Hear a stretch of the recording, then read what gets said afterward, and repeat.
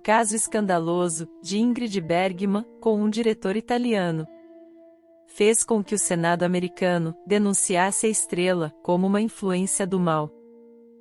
Este escândalo público é lembrado como um grande escândalo sexual de Hollywood do século XX. E recebeu uma atenção extraordinária da mídia, não apenas nos Estados Unidos, mas também no exterior, incluindo a Suécia, país onde a atriz nasceu.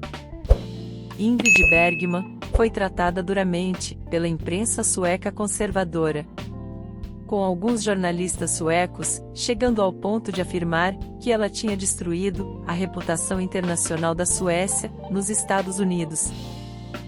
O escândalo também deu origem a uma lei de xenofobia, onde o senador Edwin Johnson proibiu que estrangeiros culpados de indecência não poderiam entrar novamente em solo americano. Com isso, a atriz Ingrid Bergman foi expulsa do país, onde se exilou na Itália. Olá! Meu nome é Amanda, e você está no canal Garota Vintage.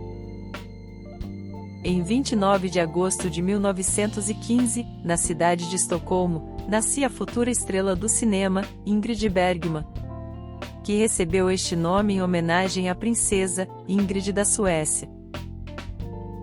Ela era filha de um juiz, Samuel Bergman, e sua esposa alemã, Frida.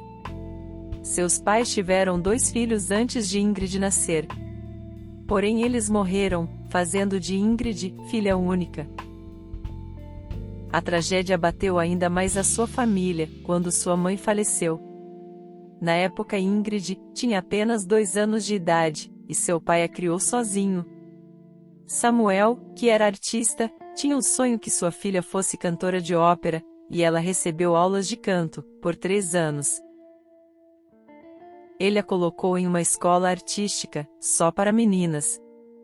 Porém a jovem Ingrid não tinha inclinações acadêmicas, e não era popular entre seus colegas. Ela conta que seu pai sempre registrava os momentos com sua câmera, e que ela deveria ser a criança mais fotografada. Mas também era uma criança muito triste e solitária. Ela conta que inventou um amigo imaginário para suprir a solidão. Mas seu pai sempre a incentivou. Infelizmente, quando ela tinha cerca de 14 anos, seu pai sucumbiu ao câncer de estômago. Com a perda precoce da mãe, e anos depois do pai, ela conta que sempre sentia uma dor constante e subconsciente. Ela foi morar com sua tia paterna, Ellen, cuja vida foi interrompida por uma doença cardíaca 6 meses depois, e ela se sentiu como uma garota azarada. Mas sua sorte começou a melhorar logo depois que Ingrid foi morar com sua tia materna Hilda. Ingrid, desde muito jovem, sabia que estava destinada para o cinema. Ela frequentemente vestia as roupas de sua falecida mãe e encenava peças improvisadas no estúdio vago de seu pai. O talento de Ingrid foi notado, e ela recebeu uma bolsa de estudos para a Escola Real de Teatro Dramático, patrocinada pelo Estado. E depois de alguns meses Ingrid conseguiu um papel em uma nova peça. Durante suas primeiras férias de verão, Ingrid foi contratada por um estúdio de cinema sueco. E esta oportunidade a levou a abandonar o teatro. No início dos anos 1930, a jovem Ingrid Bergman começou a atuar no cinema. Em 1932, sua atuação chamou a atenção de uma grande empresa cinematográfica alemã, que prontamente a contratou para 3 filmes. No entanto, apenas um filme foi feito. Aos 25 anos, Ingrid Bergman já havia estrelado 11 filmes na Suécia. Esses primeiros filmes podem não ter sido obras-primas cinematográficas, mas eles ofereceram a ela a oportunidade de trabalhar com alguns dos talentos mais proeminentes da indústria cinematográfica sueca. A grande chance de Ingrid na América veio no filme de 1939. E apesar de sua barreira linguística e apreensões sobre como os americanos a receberiam, ela aceitou o desafio. Inicialmente o produtor David Selznick tinha suas reservas sobre a jovem atriz. Ela era alta, tinha sobrancelhas grossas, e seu nome soava muito alemão. No entanto, ele logo percebeu que sua beleza natural e talento eram suficientes para o mundo artificial de Hollywood. O filme acabou sendo um enorme sucesso, catapultando Ingrid Bergman para o estrelato. E isso marcou o início de seu notável impacto na América. A carreira de Ingrid continuou a florescer, recebendo indicação ao Oscar, do qual ganhou 3. Um deles de melhor atriz, pelo filme Gaslight. O termo gaslight na psicologia originou-se deste filme, que refere às táticas manipulativas usadas pelo marido na história do filme, no qual informações são distorcidas, seletivamente omitidas, para favorecer o abusador, ou simplesmente inventadas, com a intenção de fazer a vítima duvidar de sua própria memória, percepção e sanidade. Ingrid Bergman deixou uma marca incrível no mundo do cinema. Seu talento, dedicação e beleza natural a diferenciam, tornando uma verdadeira lenda na indústria. Porém, sua vida pessoal foi um verdadeiro caos, ao ponto de prejudicar sua carreira profissional.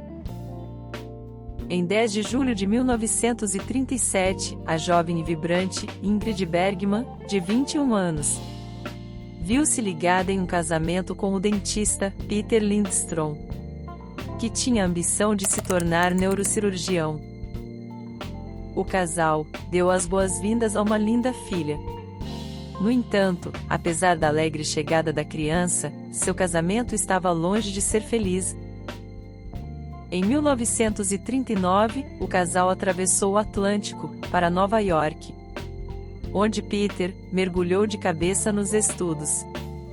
Ele estava determinado em realizar seu sonho, enquanto Ingrid era pega no redemoinho de sua florescente carreira cinematográfica, com o marido dedicando mais à faculdade. Ela fez malabarismos para cumprir as demandas de Hollywood e dedicar a sua família. Peter não queria os holofotes, mas agora estava casado com uma estrela em ascensão. E sua insistência de separar os dois mundos revela um lado controlador que passou despercebido pelo público. Quando Peter se mudou para São Francisco com o intuito de completar seu estágio em um hospital privado, Ingrid Bergman se viu assumindo o fardo de manter o casamento. Ela viajaria pelo país para passar um tempo com ele, sempre que sua agenda de filmagens fosse permitida.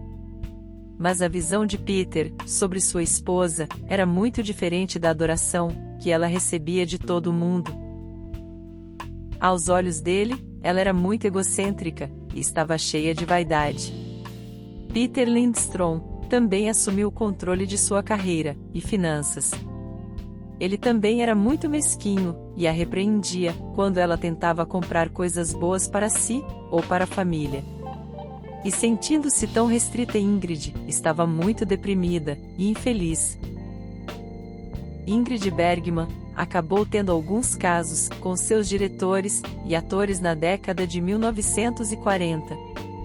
E um deles foi o ator Spencer Tracy. Eles tiveram um relacionamento durante as gravações de O Médico e o Monstro. Mais tarde, ela teve um caso com Gary Cooper, enquanto eles filmavam Por Quem os Sinos Dobram. O ator chegou a comentar que ninguém o amava mais do que Ingrid Bergman. Mas no dia seguinte, ao término das filmagens, ele já não conseguia nem falar com ela. Há vários relatos de colegas com quem ela teve um caso, que fala como ela partiu os seus corações. Na autobiografia do ator, Anthony Quinn, ele menciona seu relacionamento íntimo com Ingrid, entre seus muitos outros casos. Howard Hughes também relata que chegou a comprar o estúdio de cinema RKO como um presente para ela. O ator Gregory Peck, que atuou com Ingrid no filme Quando Fala o Coração, disse em uma entrevista que tinha um amor verdadeiro pela colega. Nós éramos jovens. E estivemos envolvidos por semanas em um trabalho próximo e intenso. Seu marido, embora estivesse ciente dos casos de sua esposa, nunca pediu o divórcio. O motivo era que Ingrid estava ficando rica. Então ele a estava usando para suas finanças. E estava disposto a ficar com ela, apesar da infidelidade. No fim, ela passou a ser apenas um cheque para ele. Em 1950, a tela do cinema foi incendiada pelo lançamento do filme Stromboli, dirigido pelo diretor italiano Roberto Rossellini e estrelado por Ingrid Bergman. Ingrid era apaixonada pelo trabalho do diretor.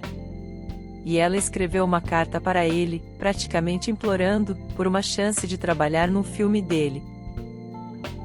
E enquanto as câmeras rodavam o filme, as paixões incendiavam nos bastidores. Bergman e Rossellini caíram de cabeça em um caso tórrido e escandaloso, resultando em uma gravidez não planejada.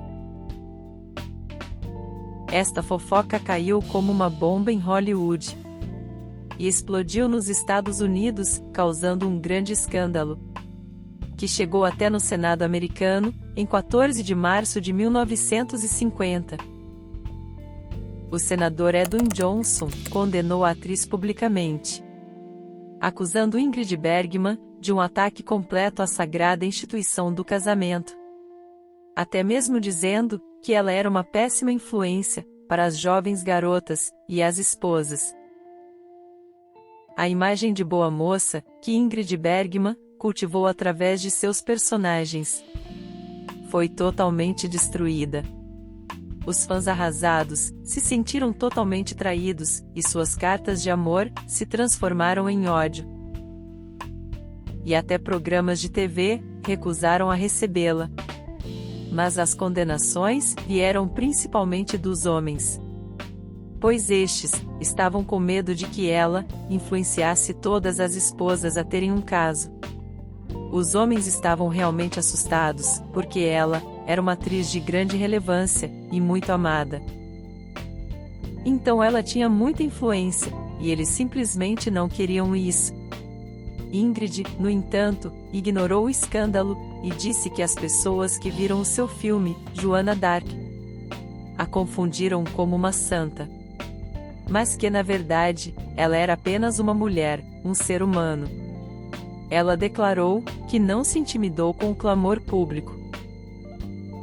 Ingrid pediu o divórcio, que foi altamente divulgado pela imprensa, e batalhou pela custódia de sua filha. E em 1950 se casou com Roberto Rossellini, e com ele teve 3 filhos. Mas quem sofreu nessa história foi sua primeira filha, com o seu ex-marido, após a sua mãe perder sua guarda, e com a expulsão dela do país, com um oceano separando as duas. Pia sofreu com a ausência de sua mãe. Ela só sabia sobre sua mãe pelo jornal. E quando Ingrid Bergman finalmente conseguiu o divórcio de seu ex-marido, ela se dedicou a criar uma nova vida, longe de sua primogênita. Foi só em 1957 que Ingrid Bergman finalmente se reuniu com sua primeira filha. Seu ex-marido, no entanto, permaneceu amargo no final. Já o filme, que começou toda essa bagunça, despencou nas bilheterias, mas obteve sucesso no exterior, onde o público foi menos crítico. Ingrid Bergman fez seu retorno triunfante para os Estados Unidos em 1959. E em 1980, determinada a recuperar sua narrativa, Ingrid Bergman publicou sua autobiografia. O livro contou seu lado da história, desde seus primeiros anos, até o escandaloso caso com o diretor. O engraçado sobre esse escândalo é que Hollywood naquela época tinha um padrão duplo para os homens. Quando os homens tinham casos, era visto como algo natural. E essas mesmas pessoas da indústria que a condenaram eram as mesmas que dormiam com as atrizes sem o consentimento delas. Mas ela conseguiu se recuperar no final. Embora infelizmente, ela e o diretor acabaram se divorciando após 7 anos de casamento. Assim como seu primeiro marido, ele era possessivo e muito controlador. E o casamento passou por vários problemas. Roberto Rossellini não gostava dos amigos de Ingrid, pois tinha medo que eles a levassem de volta para Hollywood. E muito possessivo, não permitia que ela trabalhasse para mais ninguém. Ele acabou tendo outras mulheres. E ela não queria ficar presa em mais um casamento tóxico. Então ela terminou bem rapidamente, no ano de 1958. Ingrid Bergman casou-se novamente com um empresário teatral de uma rica família da Suécia. E após quase 2 décadas, o casal se divorciou, em 1975. Mesmo assim, ele estava ao lado dela, quando ela morreu. Ingrid acabou descobrindo um câncer de mama, morrendo aos 67 anos, em 29 de agosto de 1982. Ela foi cremada, em uma cerimônia fúnebre privada, e suas cinzas foram levadas para a Suécia. Ela batalhou contra o câncer por 8 anos. Ingrid Bergman continuou sua carreira e ganhou honras internacionais. Obrigada pessoal por assistir meu canal. Não se esqueça de se inscrever e deixar aquele like. Beijos, e até o próximo vídeo.